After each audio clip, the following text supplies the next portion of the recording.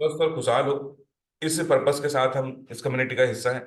और बड़ा ही proud feel होता है कि आज बहुत सारे ऐसे लोग हैं जिनको अच्छा स्वास्थ्य देने के लिए हमारी कम्युनिटी में मदद की है।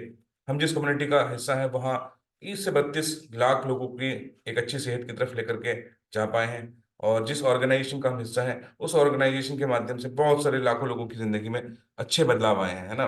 तो आज का टॉपिक की तरफ चलते हैं। Today topic of the day बड़ा इंटरेस्टिंग है। High blood pressure. हम आज बीपी के बारे में बात करने वाले हैं। ब्लड का प्रेशर कैसे बॉडी का बढ़ता है। और ये बड़ा इंटरेस्टिंग सा एक विषय है। और ये आप देखने को मिलता होगा कि आज बीपी की समस्याएं बहुत तेजी के साथ बढ़ रही हैं। उसके कुछ फैक्ट मैं दिखाने की कोशिश करूंगा। फिर उस पर हम चर्चा करेंगे कि ये प्रॉब्लम्स आज इतनी तेजी से क्यों बढ़ रही है और उससे होने वाली प्रॉब्लम्स क्या क्या हो सकती हैं और इसको हम कैसे क्योर कर सकते हैं ना, इसको इससे हम कैसे बचाव कर सकते हैं, इससे हम कैसे बच सकते हैं। इन सब विषय पर हम बात करेंगे, है ना। तो सबसे पहले तो बात करेंगे ब्लड प्रेशर। एक आम सी समस्या बनती जा रही है लोगों में, ये बहुत तेजी के साथ आपको देखने को मिल रही है। इसके शिकार बहुत ज्यादा लोग मिल रहे हैं ना। तो अगर हम बात करें तो 8 में से एक व्यक्ति कहीं ना कहीं बीपी का शिकायत है। एक रिपोर्ट में बताया गया हिंदुस्तान टाइम्स की कि ऐसा एक तेजी के साथ आज बीपी की प्रॉब्लम बढ़ रही है। उसके साथ साथ में जैसे कि भी आपको पता है होली आने वाली है ना। ऐसे फेस्टिवल हम मनाते हैं उसको। अलग अलग फेस्टिवल्स हमारे आते हैं, होली हो दीपावली हो और कुछ भी। हमारा इंडियन कल्चर में बहुत सारे ऐसे फेस्टिवल्स को हम मनाते हैं। तो उसी तरीके से आपको पता है 17 मई को high blood pressure day, world high blood pressure day मनाया जाता है। अरे हम तो होली दीपावली मनाते थे, बट ये कौन सा दिन आ गया है ना। ये कैलेंडर में कौन सा दिन आ गया। बिल्कुल एग्जैक्टली ऐसा है कि हम लोग आज इन बीमारियों को इतना सारा पैकेज हमारे नियर डियर हमें दिखने लगा है कि आज हम पूरा विश्व इसके लिए चिंतित है। वो इसके लिए अवेयरनेस फैलाते हैं। 17 मई को इसके लिए अवेयरनेस दी जाती है कि आप इस बीमारी से क्यों ग्रसित हो रहे हैं, इसको कैसे आप इससे बचाव कर सकते हैं। बट गुड न्यूज हमारे लिए ये है कि हम लोग रोज किसी ना किसी विषय में बात करते हैं और कोई ना कोई विषय वो ऐसा डे होता है कि हम लोग रोज रोज जो है इस कम्युनिटी के माध्यम से लोगों को अच्छा स्वास्थ्य देने के लिए आगे बढ़ने की कोशिश करते हैं। अगर हम बात करें हाई ब्लड प्रेशर की, तो हाई ब्लड प्रेशर में होता क्या है, हाई ब्लड प्रेशर कैसे होता है। तो हमारी जो पूरा कार्डियोवास्कुलर सिस्टम है, हमारी जो धमनियां है, उसमें जो रक्त का प्रवाह है वो तेज हो जाता है, हाई हो जाता है। और इस रक्त के प्रवाह के तेज होने को ही हम क्या कहते हैं, हाई ब्लड प्रेशर। इसका प्रेशर तेज होना ही हाई बीपी कहलाता है। तो अभी हम बात करेंगे कि ये प्रेशर इतना तेज क्यों हो जाता है, इतना तेज कैसे हो जाता है। इसके बहुत सारे कारण हैं। एक कारण नहीं है, बहुत सारे कारण हैं। आप उसको लिख सकते हैं, नोट डाउन कर सकते हैं और उसको समझ सकते हैं और उस पर हम काम कर सकते हैं। तो अगर हम बात करें हाई ब्लड प्रेशर की कि प्रेशर इतना तेज क्यों होता है। आज भाग दौड़ भरी जिंदगी में आदमी इतना बिजी है, इतना लाइफ स्टाइल उसका खराब है, इतना उसको स्ट्रेस है चीजों को लेकर के, वो अपने काम को लेकर के, जॉब को लेकर के, बच्चों को लेकर के, फैमिली को लेकर के। कई बार हम स्ट्रेस फील करते हैं अपने किसी भी काम को लेकर के। और उसकी वजह से भी आज ये बीपी की प्रॉब्लम बहुत तेजी के साथ कहीं ना कहीं बढ़ रही है।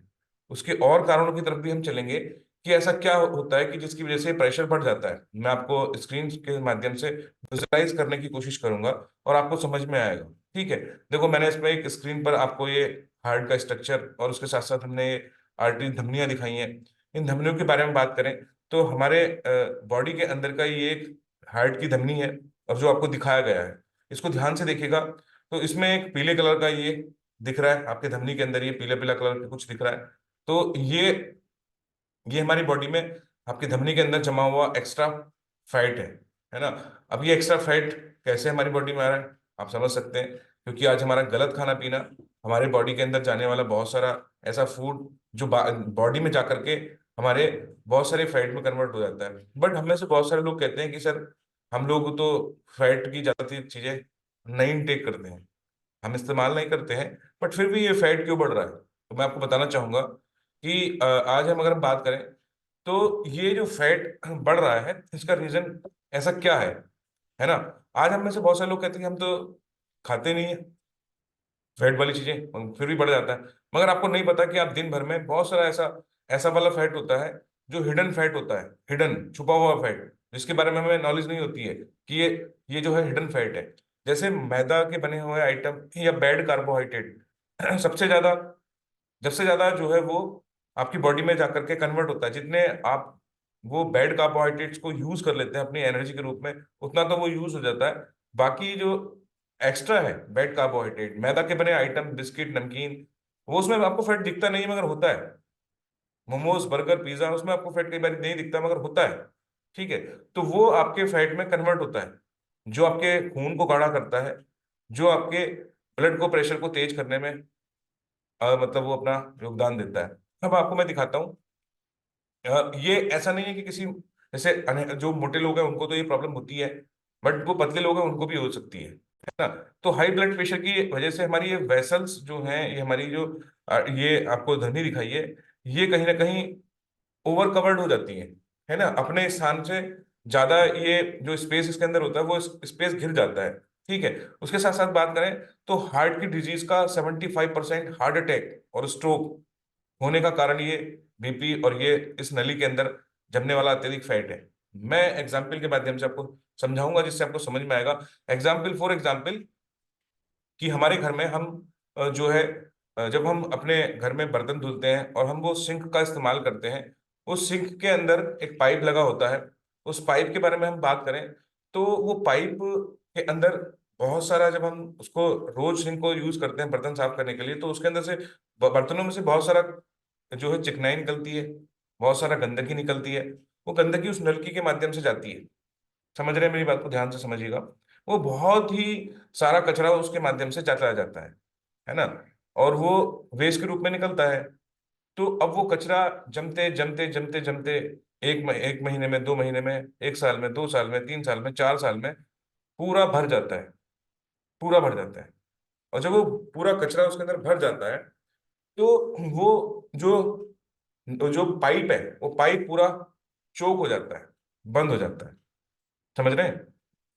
अभी तो जो आपने खाना, जो आपका घर में खाना बचता है ओनली फॉर, जो बच जाता है उसको हम साफ करने के लिए, मतलब आपकी भोजन की थाली जो जो गंदी होती है उसको साफ करने के लिए जो कचरा उसके अंदर डाल रहे हैं, आपके घर में जो वो पाइप था वो कितने दिन में चौक हो जाता है? क्या आप मुझे मतलब चैट बॉक्स में लिख के बता सकते हैं कि आपके घर का वो पाइप कितने दिन में चौक हो जाता है? हाँ, कितने दिन में चौक हुआ? मैं आपके कमेंट्स पढ़ने वाला हूँ, इतना मैं फ्रेश एनर्जी ड्रिंक का एक सिप लेता हूँ। हम्म। आपके घर का पाइप कितने दिन में चौक हो गया था? 1 साल में, 2 साल में, 3 साल में, 4 साल में? आप मुझे लिखकर बता सकते हैं चैट बॉक्स में। मैं बहुत एक्साइटेड हूँ आपके कमेंट्स को पढ़ने के लिए। आप में से कौन लिख करके बताने वाला है? तो 2 से 3 साल में अनूप जी कह रहे हैं कि हमारा जो पाइप है वो चौक हो गया था। और कोई है? किसी और के घर में पाइप चौक नहीं होता? 2 साल से ज्यादा नहीं, 1 साल, 2 साल, 3 साल, 4 साल, अलग अलग कमेंट आपको आ रहे हैं। नीतू जी कह रही 1 ईयर के अंदर ये हो जाता है, 1 ईयर, 1 ईयर में हो जाता है। ठीक है। 5 ईयर, गरिमा जी कह रहे हैं नहीं हुआ, अभी तक नहीं हुआ, नो प्रॉब्लम, चलिए। तो ये कहीं ना कहीं ऐसा हो जाता है। तो अभी 5 से 7 साल अलग अलग जो है आपके कमेंट्स आ रहे हैं। तो अब कहने का मतलब ये है कि जो जो पाइप चौक होता है उसमें केवल वो खाने का वेस्ट थोड़ा सा जा रहा है, तो उससे वो गंदगी वहां जम जाती है, वो फैट जम जाता है ना। वो सारा जो खाना आप अपनी बॉडी के अंदर भी डाल रहे हैं ना, वो कचरा तो उधर भी जम रहा होगा। क्यों? समझिए, जितनी जल्दी आपका वो पाइप चौक हो रहा है, वो अपने आपके हार्ट की नलिकाओं का भी पाइप वो चौक हो रहा है। समझ रहे हैं? तो आज कहीं ना कहीं हमारा बॉडी में भी ऐसा ही, वो जो आपने वो वेस्ट उसमें डाला, वैसा वेस्ट हमारी बॉडी में भी जा रहा है, और उसकी वजह से ये चोक हो जाती है। क्या? आपके हार्ट के वेसल्स चोक हो जाते हैं, उसके अंदर वो नैरो हो जाते हैं, फिर वो पानी उस तरीके से नहीं जा पाता। मैं एक और एग्जांपल लेता हूँ। जब हम गार्डन में होते हैं और अपने पाइप से पानी देते हैं, तो जब वो पाइप का मुंह चौड़ा होता है तो वो बड़े अच्छा फ्लो उसका चलता है, बड़े आराम से उसका फ्लो चल रहा होता है। मगर हम यहाँ खड़े हैं, हमें दूर पानी फेंकना होता है, तो कई बार हम उस पाइप को नैरो कर देते हैं, उसको पाइप को प्रेस कर देते हैं, तो उसका जो पानी के निकलने की जो जगह है वो नैरो हो जाती है, कम हो जाती है। तो पानी का प्रेशर क्या होता है? पानी का प्रेशर बढ़ जाता है।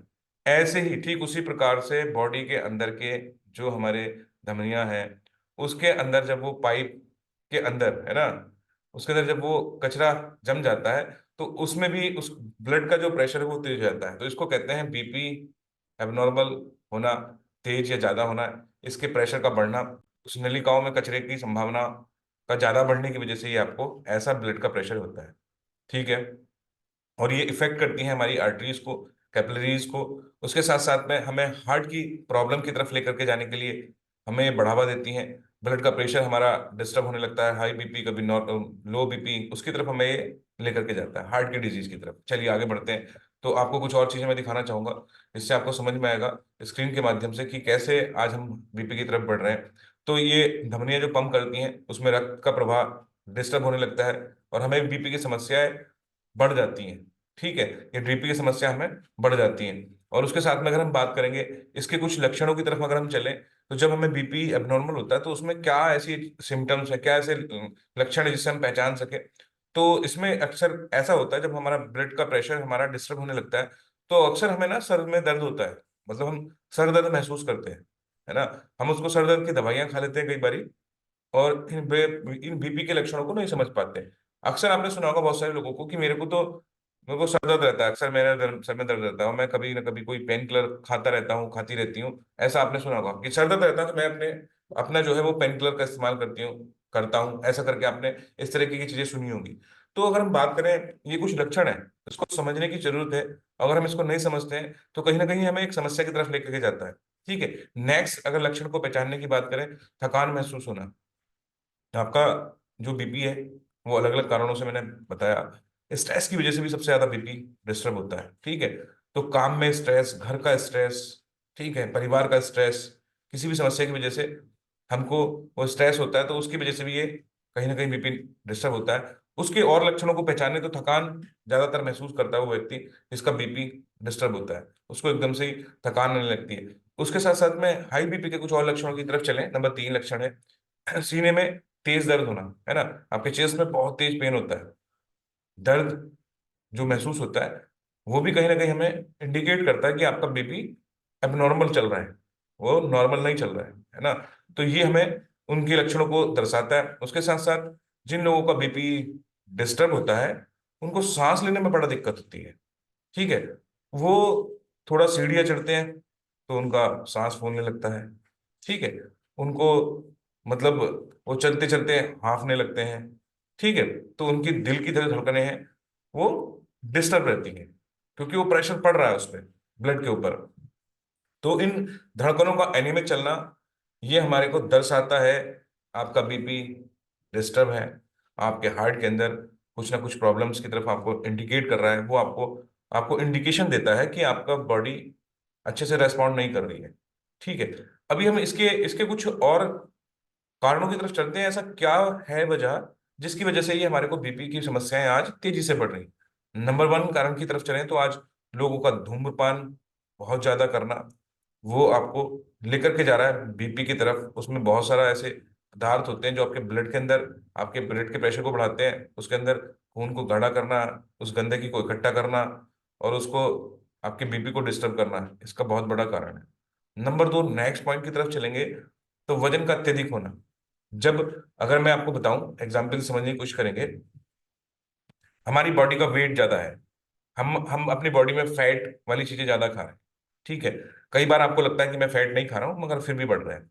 बहुत सारे ऐसे मैदा के आइटम जो भी मैं डिस्कस कर रहा था वो हम खा जाते हैं। हिडन फैट, हिडन फैट क्या होता है हमारे टॉपिक में हम समझाते हैं आपको। हिडन फैट आपको दिखता नहीं है मगर वो होता है। ठीक है, तो वो हिडन फैट हमारी बॉडी में ज्यादा जाता है। फॉर एग्जाम्पल कि मैंने एक गिलास में पानी लिया हुआ है, ठीक है, और उस पानी में मैंने 5 से 7 चम्मच जैम मिला दिया एक गिलास पानी के अंदर। हम्म, तो वो पानी कैसा होगा?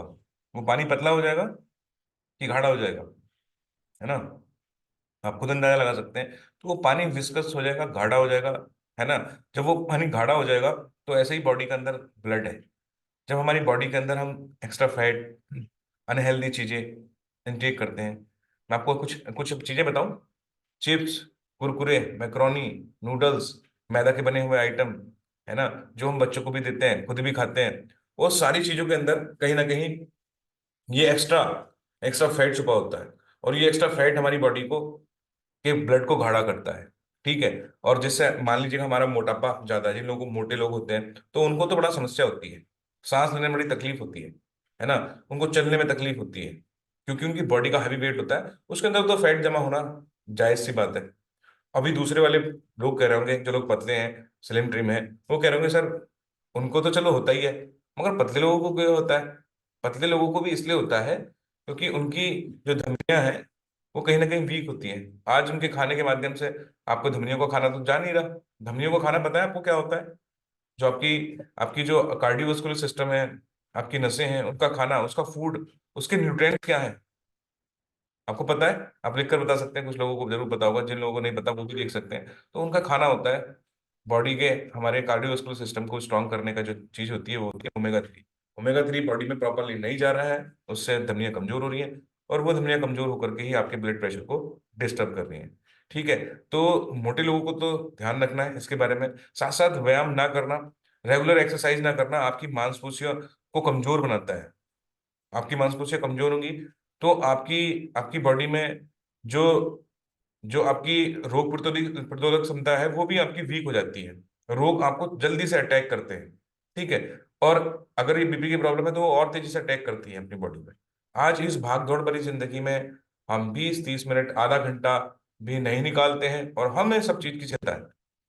हमें पूरे परिवार की चिंता है, हमें घर की चिंता है, हमें ऑफिस की चिंता है, और कहीं ना कहीं अगर हमें चिंता नहीं है तो वो अपने स्वास्थ्य की चिंता नहीं है। हम कहते हैं कि जो होगा देखा जाएगा, कोई बात नहीं, हमारा बिजी शेड्यूल है, हमें ऐसा ही मानना होता है। ठीक है।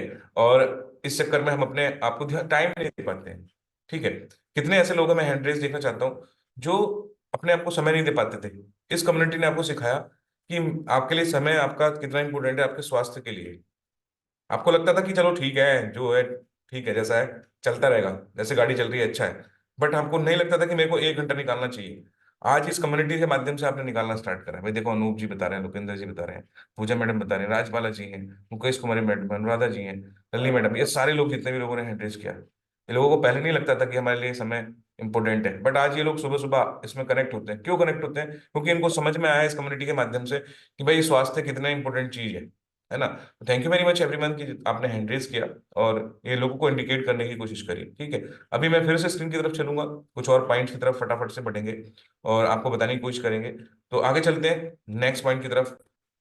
तो नेक्स्ट जो पॉइंट है, ये हमें बहुत सारी चीज़ों की वजह से हो रहा है, जैसे हाई ब्लड प्रेशर के बारे में और भी कुछ कारण हम समझें तो उसमें अल्कोहल, है ना, स्मोकिंग, उसके साथ में स्ट्रेस, ये बता चुके हैं, lack of physical activity, genetically कुछ लोगों को होता है ना, और सोडियम की अधिक मात्रा। बट जेनेटिक के बारे में मैं एक चीज बोलना चाहूंगा, किसी के हर परिवार में अगर हिस्ट्री है, ऐसा हिस्ट्री है कि उनका बीपी डिस्टर्ब रहता है, तो ऐसा नहीं है कि आपको भी होने वाला है। आप दिमाग से निकाल दो, जेनेटिक का रोल एवल ओनली फॉर 30% होता है, 75% आपके हाथ में है।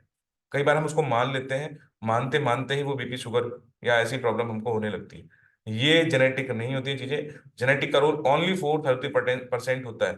जो आपके स्किन का कलर हो सकता है, आंखों की बनावट हो सकती है, चेहरे की बनावट हो सकती है, आपके बाल एक जैसे हो सकते हैं, वो जेनेटिक हो सकता है। ठीक है। कैफीन और आपकी एज के अकॉर्डिंगली आपकी बॉडी की एक्टिविटी कम होना उसकी वजह से हो जाता है। आगे चलते हैं नेक्स्ट। खाने में बहुत सारे लोग ज्यादा नमक खाते हैं, सोडियम का ज्यादा उसमें बढ़ जाता है मात्रा, उसकी वजह से आपको ये प्रॉब्लम हो सकती है। लोग नमक डाल डाल करके सैलेड में जबरदस्ती लेते हैं, ठीक है, उसके ऊपर डालने से, छिड़कने से बहुत ज्यादा नमक वो खाते हैं, तो ये बीपी की नॉर्मल समस्या आपको होने की संभावनाएं बढ़ जाती हैं। स्ट्रेस में बता चुका हूँ। नेक्स्ट चलते हैं। तो ये बॉडी में हमारे जो बीपी है, सरदर्द, है ना, हमारे स्किन का कलर पीला होना, गर्दन का अकड़ जाना, पसीना और बुखार आना, सांस फूलना, सांस लेने में तकलीफ होना, दिल की धड़कनों का अनियमित होना, कई बार इस बीपी की वजह से डायरिया और उल्टी जैसी चक्कर आना, ये कुछ ऐसे लक्षण हैं। बॉडी में कहीं पर जख्म हो जाना, ये कहीं ना कहीं ऐसे लक्षण है ना। ये हमारे बॉडी के अंदर जो बीपी हमारा डिस्टर्ब है, हमारी मस्तिष्क के की जो नलिकाएं हैं उसमें भी ये ब्लॉकेज कहीं कहीं ना कहीं पैदा कर देता है, क्योंकि खून गाढ़ा होता है तो ये कहीं ना कहीं जम जाता है जा करके ना। और वो ब्लॉकेज होगा तो हमारा ब्रेन हेमरेज होने की संभावनाएं बढ़ जाती है ना, किडनी के खराब होने की संभावनाएं बढ़ जाती है, और ये हमारा बीपी जैसी समस्याएं हमारे और ऑर्गन्स को भी खराब करता है। ठीक है। कुछ और कारण हम देख सकते हैं। हम जो है अत्यधिक भोजन हम इस्तेमाल करते हैं, ज्यादा ओवर ईट करते हैं, मैदा के बने हुए आइटम ज्यादा खाते हैं, चिंता में रहते हैं, क्रोध में रहते हैं, ईर्ष्या में रहते हैं, इसकी वजह से भी आपका ये बीपी एबनॉर्मल होता है। चीनी हम ज्यादा इस्तेमाल करते हैं, खून को गाढ़ा करती है। मसाला, तेल वाली चीजें, अचार, मिठाइयाँ बहुत ज्यादा इस्तेमाल करते हैं ना, चाय ज्यादा लेते हैं, बीपी को डिस्टर्ब करता है। और उसके साथ साथ में हम सैलेड नहीं खाते हैं, कच्चे फल सब्जियां हमें खाना पसंद नहीं है, उसकी वजह से ये बीपी आपका नॉर्मल रहता है। ठीक है। व्यायाम का अभाव, ठीक है, और उसके साथ साथ में पेट की समस्याएं जिन लोगों को होती है, बीपी की संभावनाएं बढ़ने की संभावनाएं बढ़ जाती है। मैं आपको कुछ आंकड़ा दिखाता हूँ। 1 मिलियन लोग ऐसे हैं जो हार्ट अटैक से मर जाते हैं एक ईयर के अंदर, एक साल के अंदर, ये ऐसा आंकड़ा है। आज मैं आपको बताऊं, 8,000 लोगों की death every single day heart की प्रॉब्लम की वजह से हो रही है। और ये बहुत सारे आंकड़े हमने अलग अलग दिखाए हैं, कार्डियोवास्कुलर सिस्टम के से लेकर के हार्ट के, ब्रेन के की तरफ ये बीपी हमें लेकर के जा रहा है। इसकी डिजीज हो रही है। अडल्ट लोग जो ज्यादा स्मोकिंग कर रहे हैं उसकी वजह से उनको ये हार्ट की प्रॉब्लम हो रही है, बीपी की प्रॉब्लम हो रही है ना। लगभग हम बात करें, 23 मिलियन ऐसे अडल्ट लोग हैं जो टाइप 2 डायबिटीज के शिकार हैं, इस बीपी के एबनॉर्मल होने से, बॉडी के डिस्टरबेंस होने से। अगर हम बात करें ओवरऑल ओबेसिटी के बढ़ने से भी ये बीपी की प्रॉब्लम बढ़ रही है ना। 38% जो अडल्ट लोग हैं उनमें मोटापा बढ़ रहा है। उस मोटापे की वजह से ग्लोबली और पूरे इंडिया के अंदर ये हाई बीपी, हार्ट की डिजीज की संभावनाएं बहुत तेजी से बढ़ रही हैं और बीमारियां उनको लग रही हैं। ठीक है। इससे हमारा विजन कहीं ना कहीं लॉस हो जाता है, बीपी डिस्टर्ब होने से स्ट्रोक हो जाता है, हार्ट फेल्यूर होने के चांस बढ़ जाते हैं, हार्ट अटैक होने के चांस बढ़ जाते हैं। आज अगर हम बात करें, इनके कुछ आंकड़ों को मैं दिखाऊं, तो 26 लाख लोग ऐसे हैं जो 2016 में जिनकी डेथ हो चुकी है हार्ट की और बीपी की प्रॉब्लम की वजह से, है ना। 94 लाख लोगों की मौत 2013 में हुई थी। ये आंकड़े लगभग डिस्टर्ब करने वाले हैं हमको। और अगर हम बात करें, चौथा सबसे बड़ा कारण देश में ये मौतों का बन चुका है हार्ट और बीपी। ठीक है। हार्ट की डिजीज, किडनी की डिजीज, स्ट्रोक, ये तेजी से बढ़ती चली जा रही है। आपको सुनने को भी मिलता होगा, बहुत सारी न्यूज में आप सुनते हैं। तो ये बहुत तेजी से साथ बढ़ रही है। और अगर हम इसको बात करें, आज हमारा गलत खाना पीना, हमारा लाइफ स्टाइल, हमारे खाने के अंदर पोषक तत्वों की कमी हमें नहीं पता होता है, हम वजन नियंत्रित नहीं रखते हैं, फल सब्जी को सेवन नहीं करते हैं, अच्छा न्यूट्रिएंट्स बॉडी को नहीं देते हैं, ये हमारी बॉडी को इसी वजह से डिस्टर्ब करता है। आप देख सकते हैं, जब आपका बीपी अपना होता है, नॉर्मल से लेकर के आपको किस रेंज में, डेंजर जोन में लेकर के जाता है, 180 से 120, ये आपको बॉडी को डिस्टर्ब करने की तरफ लेकर के जाता है ना। तो अगर हम बात करें, हाँ, जब से इन सब चीजों की वजह से हम इसकी तरफ बढ़ रहे हैं, मैं आपको एक वीडियो और दिखाना चाहूंगा, फिर मैं आपको सॉल्यूशन की तरफ लेके चलता हूँ। ठीक है। मैं आपको एक वीडियो दिखाता हूँ कि आपके हार्ट के अंदर एक, जो, जब आप, कई बार ऐसा होता है कि ये बीपी नॉर्मल होता है, और हम मैं एक आपको 5 मिनट के बारे में, 5 मिनट में एक चीज बताना चाहूंगा कि जब हम, हमारा बीपी नॉर्मल होता है तो हम ना डॉक्टर को विजिट करते हैं। डॉक्टर को विजिट करते हैं, हम वहां से मेडिसिन लेकर के आते हैं। मेडिकल साइंस में ज्यादातर दवाइयाँ आपके खून को पतला करने के लिए दी जाती हैं। ठीक है। आपके अंदर की बॉडी का कोलेस्ट्रॉल निकालने के लिए मेडिकल साइंस में कोई दवाई नहीं, कोई भी मेडिसिन नहीं है जो आपके ब्लड को, के अंदर से उस कोलेस्ट्रॉल को, उस चर्बी को, उस फैट को, उस वसा को निकाल पाए। ध्यान से सुनिएगा। जब आप जाते हैं डॉक्टर को विजिट करते हैं तो आपको कुछ दवाइयां दी जाती हैं। वो दवाइयां आपके ब्लड को पतला करती हैं ओनली फॉर, बट आपकी हार्ट की जो धमनियां हैं वो वैसे के वैसे ही रहती हैं। बस खून और पतला हो गया तो उससे प्रेशर और भी तेज हो जाएगा आपका। ठीक है। आप उन दवाइयों को इस्तेमाल करते हैं, और आप ना, आप में से कोई भी व्यक्ति डॉक्टर को विजिट करता है, कभी उससे ये नहीं पूछता है कि आपको ये प्रॉब्लम हुई क्यों है। ठीक है। आपको, अब आपको कभी कभी पूछ भी लेते हैं कुछ लोग, तो डॉक्टर साहब आपसे बताते हैं कि आपको ना ज्यादा स्ट्रेस लेने की वजह से हो जाता है, आप ज्यादा ऑयली चीजें खाते हैं। ठीक है। इनका थोड़ा सा ध्यान रखो। वो बताते भी हैं, कुछ ही डॉक्टर बताते हैं, सभी नहीं बताते, सबसे आप बात भी नहीं कर पाते। तो आपको वो विजिट करके आपको बताने की कोशिश करते हैं कि अपने खाने को चेंज करो। वो आपको सलाह भी देते हैं। वो आपको बोलते हैं कि खाने पीने को चेंज करो, अपने डेली रूटीन को ठीक करो और स्ट्रेस कम लो, इसकी वजह से आपको ये प्रॉब्लम हो रही है। तो आप उनकी बात सुन लेते हैं और दवाइयां ले आते हैं। बट आप आकर के घर पे फिर भूल जाते हैं अपने लाइफ स्टाइल को, अपने खाने पीने को। आप अपनी ईटिंग हैबिट को खराब रखते हैं फिर दोबारा से। ईटिंग हैबिट खराब होने की वजह से क्या होता है कि दोबारा से वो प्रॉब्लम्स हमको दोबारा से फेस करनी पड़ती है, और वो चीजों को भूल जाते हैं जिसकी वजह से वो ठीक होना है। तो जब हम भूल जाते हैं तो हम दोबारा डॉक्टर को विजिट करते हैं, तो पहले तो आप कुछ एमजी की गोली खा रहे थे, अभी वो उसकी एमजी और बढ़ जाती है। ठीक है। तीसरी बारी क्या होता है कि फिर आप फिर भी नहीं सुधरते, तो उसकी उसकी जो टेबलेट की मात्रा है, क्वांटिटी और बढ़ जाती है। ठीक है। एक बार ऐसा आता है कि आपको बेहोश हो जाते हैं, अटैक आ जाता है, एक साइलेंट अटैक, है ना। ऐसा होता है, और हम ध्यान नहीं लगाते हैं। फिर हमारे साथ क्या होता है कि हम, हमारे दवाइयों की संख्या लगातार बढ़ती चली जाती है, क्योंकि आप ना उस कजेस को नहीं समझ रहे, उस कारण को नहीं समझ रहे कि ये हो क्यों रहा है। ठीक है। और हम कजेस को नहीं समझते, कारण को नहीं समझते हैं, तो क्या होता है, फिर हमारी दवाई की संख्या बढ़ती जाती है, बढ़ती जाती है, बढ़ती जाती है, और घर में एक डिस्पेंसरी बन जाती है। एक डब्बा रखा होता है, उस डब्बे के अंदर बहुत सारी दवाइयां रखी होती है, और आपको लगता है कि मैं डॉक्टर बन चुका हूँ, ये बन चुकी हूँ, हमसे ज्यादा नॉलेज नहीं है, हमने हजारों लोगों को दिखा चुके हैं, हम ऑल इंडिया में दिखा चुके हैं, हम वहां दिखा चुके हैं, मैं यहाँ दिखा चुका हूँ, मेरे को सब आता है। ऐसा फील आता है आप लोगों को ना जब वो दवाइयां देखते हैं। किसी को फील आया था जब आपने बहुत सारी दवाइयां खाई थी कि मेरे को सब पता है, मैं डॉक्टर बन गया, मेरे से ज्यादा थोड़ी ना पता है, मैं एक से एक बड़े डॉक्टर दिखा चुका हूँ। अरे भाई, मूर्खता की हद होती है कि आपको कभी भी आपने उस कारण को पहचानने की कोशिश नहीं, कई दवाइयां खाने के लिए आप रेडी हो जाते हैं, खाते रहो खाते रहो खाते रहो। तो पता है लास्ट में क्या होता है? फिर आपको डॉक्टर कहते हैं कि भैया अब आपके बस की बात नहीं, अब आपको ऑपरेट कराना पड़ेगा। वो पूरा नली भर चुकी है, उसमें छल्ला डलेगा। चलो मैं आपको वीडियो में दिखाता हूँ छल्ला कैसे डलता है और वो कैसे काम करता है। जब वो खून जम जाता है या खून गाढ़ा हो जाता है या नली का ब्लॉक होती है तो कैसे जमता है वो देख, मैं दिखाता हूँ आपको, स्क्रीन पर देखिएगा ध्यान से। मैं स्क्रीन पर दिखाने की कोशिश करूंगा, ध्यान से देखना तो आपको समझ में आएगा। जब हद हो जाती है किसी चीज की, डॉक्टर भी थक जाते हैं, तो वो समझ जाते हैं कि ये तो व्यक्ति ऐसा ही है, इसको ठीक करने के लिए कुछ जरूरत नहीं है, ये हमारा कंज्यूमर है, इसको दो ऐसा करके दवाई।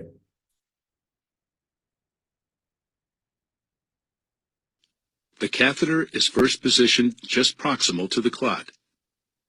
The funnel mouth at the tip of the catheter is then deployed, occluding blood flow with its silicone elastomer on the distal aspect of the funnel. This results in the mouth of the funnel tip being maximally expanded in a radial fashion by the patient's own blood pressure, creating a seal against the arterial wall and arresting blood flow. Cessation of blood flow prevents clot fragments from traveling downstream, greatly reducing the potential for distal embolization. The patient's blood pressure, along with the radial force of the funnel tip, combine to press the device against the arterial wall, anchoring the catheter firmly and safely. The outward expansion of the Megavac anchors and centers the device, and can be used as an anchor for other devices in crossing tight lesions or tortuous vessels. Once the Megavac arrests blood flow, the thrombo wire is inserted through the catheter, advanced through the clot, and deployed distal to the clot. While applying suction with the Megavac, the thrombo wire is retracted to simultaneously pull the clot into the funnel mouth and through the catheter. After complete clot removal, suction is discontinued, and the catheter tip is undeployed, restoring distal blood flow. Rapid removal of occlusive thrombus with vacuum extraction can accelerate door-to-balloon time and improve outcomes. 4-feature solution in one device. तो last में जो है वो option ये बचता है कि वो छल्ला डाल करके आपके जो ब्लॉकेज था उसको हटाया जाता है, ब्लड का फ्लो चेंज हो जाता है। मगर उस तक जब तक ना हमारा हार्ट खुल चुका होता है ना, तो वो उसकी नलिकाएं भी कमजोर हो जाती हैं। ठीक है। और वो छल्ला जहाँ पर पड़ा होता है, तो वो भी एक दिन आपकी गलत आदतों की वजह से, गलत खाने पीने की वजह से वो फैट दोबारा से जम जाता है और फिर लास्ट स्टेज होती है और हम हो जाता है काम, है ना। तो आज इस तरीके से हमारी बॉडी को हम समझने की कोशिश नहीं करते हैं, दवाइयों पर डिपेंड होने की कोशिश करते हैं। बट हमारा उद्देश्य है आपको इसके बारे में जागरूक करना, आपको इसकी नॉलेज देना। और जब ये जागरूकता आपको अंदर होगी, आप अपने खाने को बैलेंस रखेंगे, अपने रूटीन को अच्छा रखेंगे, तो आप इससे बच सकते हैं। और हमारी बॉडी में जो हमारी नर्वस सिस्टम का खाना है वो हमें देना चाहिए। तो आज अगर हम बात करें, हमारा खाना अनबैलेंस है, हमारी बॉडी को अच्छे पोषक तत्व, vitamin, protein, mineral, fibre, calcium, iron proper नहीं मिल रहा है जो सुबह सुबह आपको चाहिए, है ना। आपके ब्रेकफास्ट में वो चीजें नहीं है। आप अपने आप से देख सकते हैं सर्च करके कि क्या मेरे परोठे के अंदर वो मिनरल विटामिन है, क्या मेरे नसों का खाना है उसमें ओमेगा 3 है कि नहीं है। ब्रेड, आमलेट, बटर या मिल्क, जो भी आप कुछ एवरीथिंग जो भी कुछ आप लेते हैं, क्या उसके अंदर वो पोषक तत्व है जो मेरी बॉडी को चाहिए। तो आज आपको नजर आएगा कि वो अनबैलेंस खाना है। बट हमें एक बैलेंस खाने की जरूरत है। और हमारे बैलेंस खाने के लिए में पता क्या होना चाहिए? स्क्रीन को देखो ध्यान से और समझिए। प्रोटीन प्रॉपरली होना चाहिए बॉडी के अंदर, रोज आपको जाना चाहिए। फाइबर, जो आपको फ्रूट्स, वेजिटेबल, छिलको, सलाइड से मिलता है, वो हमारे को जाना चाहिए। मिनरल्स, है ना। कार्बोहाइड्रेट अच्छा वाला, गुड कार्बोहाइड्रेट, है ना। अमीनो एसिड, फैटी एसिड जो ओमेगा 3 से मिलता है, जो आपके नसों को, आपके कार्डियोवास्कुलर सिस्टम को मजबूत रखता है, ये होना चाहिए फैट। मगर हम फैट कौन सा खा रहे हैं? जो जाकर के सेचुरेट हो जाता है, जम जाता है, वो वाला हम फैट खाते हैं, सेचुरेटेड फैट। बट हमारे लिए सेचुरेटेड फैट अच्छा नहीं है, हमारे लिए अनसेचुरेटेड फैट अच्छा है, ये नहीं पता होता आपको। विटामिन प्रॉपरली, वाटर इनटेक जितना आपको बॉडी को चाहिए वो होना चाहिए। बट ये सारी चीजें आपके डेली रूटीन में आज डिस्टर्ब है। ठीक है। और आज हम बात करें, हमारे खाने का बहुत बुरा हाल है। बहुत सारा केमिकल, बहुत सारी गंदगी, बहुत सारा पेस्टिसाइड्स आज छिड़के जा रहे हैं। आज पैकेट बंद चीजें बहुत ज्यादा खा रहे हैं, उसकी वजह से बॉडी डिस्टर्ब हो रही है। बट थैंक्स गॉड कि हम इस कम्युनिटी का हिस्सा है, हमें एक बैलेंस न्यूट्रिशन मिला है। और उस बैलेंस न्यूट्रिशन के लिए मैं क्लैप करना चाहूंगा।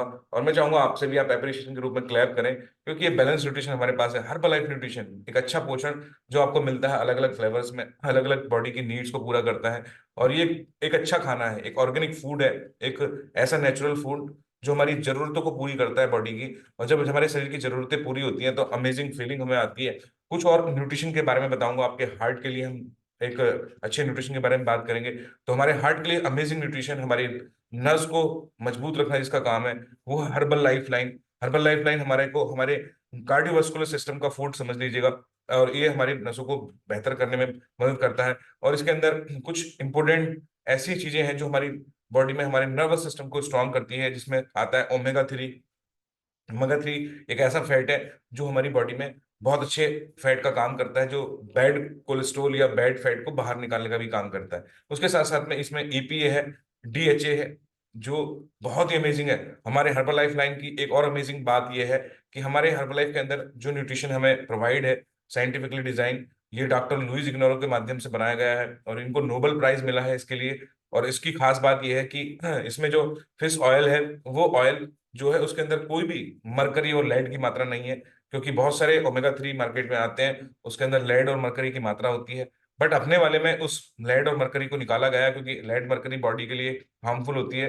तो उसको इसमें से निकाल लिया गया है और आपको वो पूरा फैटी एसिड दिया गया है जो आपकी बॉडी को चाहिए। साथ में अगर आपके बॉडी के अंदर कोलेस्ट्रॉल लेवल आपका डिस्टर्ब रहता है, बढ़ा हुआ है, फैट बढ़ा हुआ है, तो उसके लिए अमेजिंग एक न्यूट्रिशन है जिसका नाम है बीटा हार्ट। बीटा हार्ट एक ऐसा न्यूट्रिशन है जिसके अंदर एक एक फाइबर है जिसका नाम है ऑक्ट बीटा ग्लूटन। ठीक है, ये पेटेंट हमारा न्यूट्रिशन है। इसके बारे में बात करें, हमारी बॉडी को ऑक्ट बीटा ग्लूटन जब जाता है तो ये एक ना फैट सॉल्युबल जो है वो ये फाइबर है। ये ब्लड में जाकर के हमारे फैट को घोल सकता है और उस कोलेस्ट्रॉल के लेवल को भी मेंटेन करने में मदद करता है और वो एक्स्ट्रा फैट को निकाल सकता है। साथ में अगर हम बात करें, पूरा मेडिकल साइंस फेल था इस चीज के लिए कि हम अपनी बॉडी के अंदर से उस फैट को दवाई के माध्यम से कैसे निकालें। मगर दवाई के माध्यम से नहीं निकलता है, आपको अपनी आदतों को सुधार करना पड़ेगा, खाने पीने को चेंज करना पड़ेगा। और बीटा हार्ट के लिए हम बोल सकते हैं कि ये आपके ब्लड के कोलेस्ट्रॉल को मेंटेन करने में मदद करेगा। केवल सिंगल ऐसा न्यूट्रिशन है जिसके बारे में हम ऐसा बोल सकते हैं ना। तो इसके अंदर जो ओक्ट बीटा ग्लूटन है वो फाइबर घुल करके फैट को घुल करके बाहर निकालने में मदद करता है। आपके हार्ट को सुरक्षित रखना है, दिल को सुरक्षित रखना है, तो जरूर इसको न्यूट्रिशन को इस्तेमाल करें। उसके साथ में एक और अमेजिंग न्यूट्रिशन, इसके लिए तो मैं जरूर दिल से क्लैप करना चाहूंगा। डॉक्टर लुइस इग्नानो जी के लिए हम क्लैपिंग कर सकते हैं, क्योंकि इनको नोबेल प्राइज मिला है। इनके जीवन के पता नहीं कितने वर्ष इन्होंने लगा दिए इस चीज को जानने के लिए कि लोगों को 12 बजे से लेकर के 2-3 बजे के बीच में हार्ट अटैक क्यों होता है। इन्होंने हमने इनकी ट्रेनिंग ली, हमें भी बड़ा प्राउड फील होता है कि हम इनकी ट्रेनिंग का हिस्सा थे और हमने ट्रेनिंग में जाना कि ऐसा क्यों होता है। तो उन्होंने हमको बताया, जब हम वर्किंग में होते हैं, मतलब हम सुबह शाम दौड़ने भागने में होते हैं, तो उस समय हमारी बॉडी में नाइट्रिक ऑक्साइड प्रोड्यूस होता है, जिससे हमारे ब्लड का सर्कुलेशन बना रहता है, ऑक्सीजन का ब्लड के अंदर। बट हम जब रेस्टिंग मूड में होते हैं, जब हम स्लीपिंग मूड में जाते हैं, हम सोने की स्थिति में चले जाते हैं, हम सो जाते हैं, तो सोते समय हमारी बॉडी में नाइट्रिक ऑक्साइड की जो मात्रा है वो प्रोड्यूस होना कम होती है, क्योंकि वो वर्किंग टाइम में ज्यादा रहती है। तो हमारी बॉडी को ऑक्सीजन प्रॉपरली नहीं मिल पाती है। जिनको हार्ट की प्रॉब्लम है, तो उनको हार्ट की प्रॉब्लम की वजह से ब्रीथिंग सिस्टम डिस्टर्ब रहता है। तो उनको जब ऑक्सीजन प्रॉपरली नहीं मिलती है, वो उनका हार्ट की डिजीज या हार्ट की प्रॉब्लम या BP नॉर्मल एबनॉर्मल रहता है, तो उनकी सांसें डिस्टर्ब होती हैं, ऑक्सीजन ठीक से नहीं रहता है। तो उसकी वजह से उनको हार्ट अटैक जैसे चांसेस आ जाते हैं। बट अमेजिंग सी बात पता क्या है, हमारे पास जो नाइट वर्क न्यूट्रिशन है, इसके अंदर है नाइट्रिक ऑक्साइड, जो ऑक्सीजन के फ्लो को ब्लड वेसल्स में फ्लेक्सिबल बनाता है और उसके पूरे ऑक्सीजन के सर्कुलेशन को बढ़िया करता है, बेहतर करता है ना। हमारी एनर्जी को सपोर्ट करता है, हमारे पूरे कार्डियोवास्कुलर सिस्टम को स्ट्रांग बनाने में मदद करता है, हमारे ब्लड के फ्लो को अच्छा करता है। तो ये इसके लिए इनको नोबेल प्राइज मिला है। बट अमेजिंग बात यह है कि हर्ब से लिया गया एक नाइट्रिक ऑक्साइड है, जो आपके ब्लड में अच्छे तरफ आपके प्रेशर को लेकर के जाता है और आपके अमेजिंग न्यूट्रिशन के माध्यम से आपको बहुत अच्छी नींद भी आती है। इसके अच्छे अच्छे रिजल्ट्स हैं। तो ये सारी चीजें हैं जो मैंने आपको बताई।